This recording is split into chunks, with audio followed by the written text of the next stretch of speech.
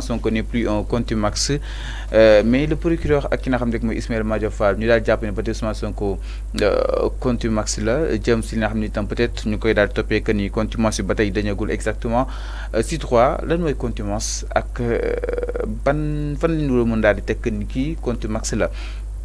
bon suñ lay jëlee contumace su nekkee dañ la juger en contumace. mooy dañu jàpp ne yow fekkee woo procès bi. Non lañ ko définir. Maintenant la question se pose si le pourquoi fekkee woo procès bi. parce que mën na nekk yaa bañ a dem comme mën na nekk dañ la tere dem. Ce qui se passe donc loolu c'est une libre interprétation wu. yaa tere dem wala comme da nga bañ a dem. non mais ñoom su xamee fi nga nekk dañ laa war a jëli wala. texte bi lu mu wax non ñoom ça c'est une su leen neexee texte bi dafa ne. su leen neexu mën nañ la àtte par contumace. mën nañ la àtte mais mais texte bi dana ne contumace mooy koo xam ne dañ ko àtte te nekku fi loolu la yoon wax. Maintenant ce qui se passe moi ça c'est pas important ce qui est important. si fu ñu toll tey mooy suñ la jàppee te sa délai de prescription jeexagul.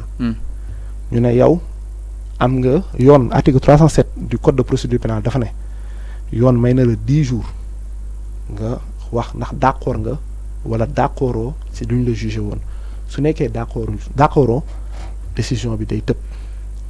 Mais le procureur, qui est encore une fois, je le répète, parti au procès, estime que l'inco diapé, chef d'inculpation l'inco diapé, n'a rien à voir avec l'inco diapé. Donc, le contumace est toujours valable. Okay. Et en définitive, contumace bi, dialona donc, selon eux, monotul beaucoup ci élection dans la mesure où diapé nañ atteint ko ci 2 ans ferme, te article L29 bi day génné li tax mu war a mën a bokk ci élection bi. donc ñoom noonu lañ ko définir. Maintenant nag reste à voir quelle sera la décision qui va s'en suivre en fait. Alors article li nga xam ne que moo di L39 bi par rapport ak wàllu wu nu mel mais est-ce que tamit jàpp nga ni aujourd'hui le ministre de la justice ak ki nga xam ne mooy Ismaïla Madior Fall waaye itam ak ki nga xam ne moo di le procureur di Abdou Karim Gueye réellement lan moo motivé ñu daal di wax lu nu mel est-ce que des fois aussi parce que lu nu mel dafa susciter benn débat au sein des universitaires kii di wax lii kii di wax lële exactement. Contumace presque tëb na ñu ne fii ak 5 ans peut-être mooy xool ma xam war na ko war a mën a juger wala kon waru ko war a mën a juger lu nu mel naka lañ ko war a mën a comprendre ak 5 ans yi lan lay ut si li nga xam ne moo di contumace bi. Donc la première question mooy la position du procureur. Est-ce que c'est une communication bi nga xam ne itam ñu ngi koy amal vis-à-vis de la population communication bi nekk na loo xam ne itam franchement xel mën na ko war na ko war a mën a jàpp. Bon la communication je sais pas comment ça se passe la communication avec la population mais je pense que dialul bu baax.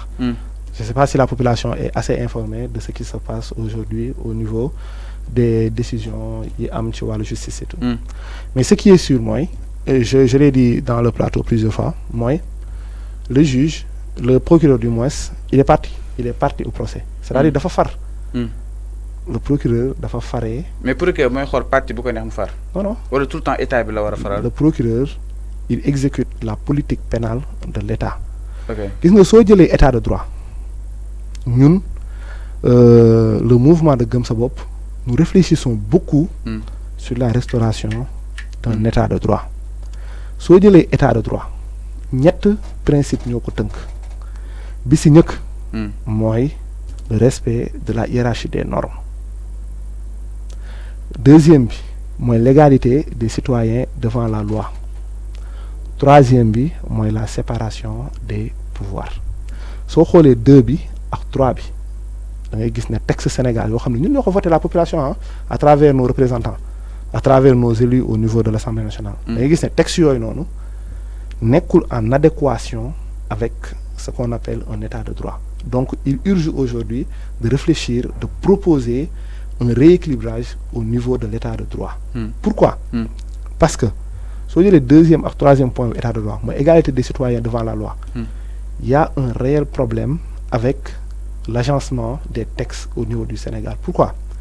Parce que soo jëlee suñu constitution dañ la naan le parquet je l'ai expliqué léegi.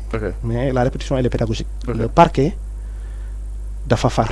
Il exécute la politique pénale de l'État et il est maître de l'opportunité des poursuites. C'est-à-dire moom mooy xool de manière discrétionnaire dossier bu muy dugal ak dossier bu mu dul dugal. loolu ça montre une rupture d'égalité et quand ça montre une rupture d'égalité day tax état de droit du mën a am. Troisièmement mënuñu am séparation de pouvoir. Pourquoi mënuñu am séparation de pouvoir? Non amul, les textes ne permettent pas de dire aujourd'hui qu'il y a une séparation de pouvoir. Je vais vous expliquer pourquoi. Mais la logique voudrait que... La logique voudrait qu'on ait une séparation de pouvoir. Parce que quand on parle d'état de droit, on parle de séparation des pouvoirs. Et nous réfléchissons et nous proposerons beaucoup de choses sur ça. Donc pourquoi il n'y a pas un état de droit? Aujourd'hui, la justice est sous la tutelle de l'exécutif. Justice, moi, l'élément fondamental d'un état de droit. Moi, l'élément fondamental d'une démocratie. Justice mooy tax moom égalité des citoyens devant la loi, justice moo tax liberté mën a am. Et la justice aujourd'hui est sous la tutelle de l'exécutif. Pourquoi? Le parquet est sous la tutelle du ministère de la Justice et indépendamment de ça, les magistrats de siège, les textes sont mis de telle sorte qu'ils ne sont pas libres. Parce que les magistrats de siège, normalement, ils bénéficient, avec l'article 90 de la Constitution, de ce qu'on appelle l'inamovibilité du juge, du magistrat de siège. C'est-à-dire, nous ne pouvons déplacer sans son consentement. On a tendance à oublier cela, mais c'est quelque chose de très essentiel. Parce que le magistrat de siège, moi qui top des athées, selon son intime conviction, moi, kenn mënu ko déplacer te mu bañ ko neex sans son consentement. Or texte Sénégal ñu ko tëddee, deux procédures dérogatoires permettent de déplacer ces magistrats de siège te mënuñ ci dara muy la nécessité de service ak l'intérim. Donc aujourd'hui soo leen di déplacer noonu mën na am un bousculement sur peut-être une bonne application du droit. Donc c'est la raison pour laquelle il faut revoir l'inamovibilité du magistrat de siège. Si on prend le Conseil supérieur de la magistrature également, qui doit faire face aujourd'hui au déséquilibre des différents pouvoirs, qui doit corriger la liberté des magistrats, le CSM est biaisé aussi, le fonctionnement du Conseil supérieur de la magistrature est biaisé. Pourquoi? Parce que le président est président du CSM et le ministre de la Justice fait office de vice-président là-bas. Donc, rien aujourd'hui ne permet, en fonction des textes du Sénégal, de dire qu'il y a une séparation de pouvoir. Et quand il n'y a pas de séparation de pouvoir... Mais vu que le Conseil de la magistrature, est-ce que réellement aujourd'hui on peut aspirer à une séparation? Non. L'inégalité... Parce que l'inégalité, absence de séparation des pouvoirs, c'est pas Macky Sall, c'est nous qui avons voté ça. C'est des lois qui existent depuis. Mais heureusement, il vient l'utiliser. Mais il vient l'utiliser.